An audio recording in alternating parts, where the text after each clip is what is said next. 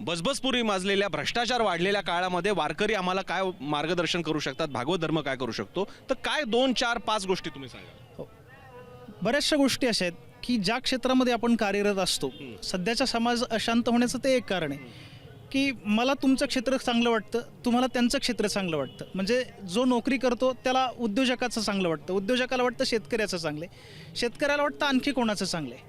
भागवत धर्माची ही शिकवण आहे की जी जबाबदारी तुमच्यावरती आहे तर त्या तुमच्या जबाबदारीतून तुम्ही पळ काढता कामा नये आणि तुमच्या कामावर तुम्हाला प्रेम करता आलं पाहिजे. याकरता ज्ञानेश्वर महाराजांनी दिलेलं उदाहरण असं आहे, ते सांगतायत की एखाद्या राजाचा महाल तुम्ही पाहिला आणि तो महाल पाहिल्यानंतर तुमची ऐपत नसताना असलेलं राहतं झोपडं जर पाडून टाकलं तर मग तुम्ही रस्त्यावर याल. त्यापेक्षा तुमचं जे आहे तर ते आहे त्या तुमच्या कार्यावरती, त्या जबाबदारीवरती तुम्ही प्रेम केलं पाहिजे. आणि जे मला म्हणजे आता हे मगाशी विषय अधिवेशनाचा निघाला म्हणून उद्या हे खातं मला हवं कशा करता त्याच्यावर भांडण्यापेक्षा जे आपल्याला दिले ते असं चांगलं करावं की नंतर येणारानं ते मला द्या असं म्हणावं. तर ह्याची शिकवण आपल्याला भागवत धर्म आणि संत मंडळी देतात.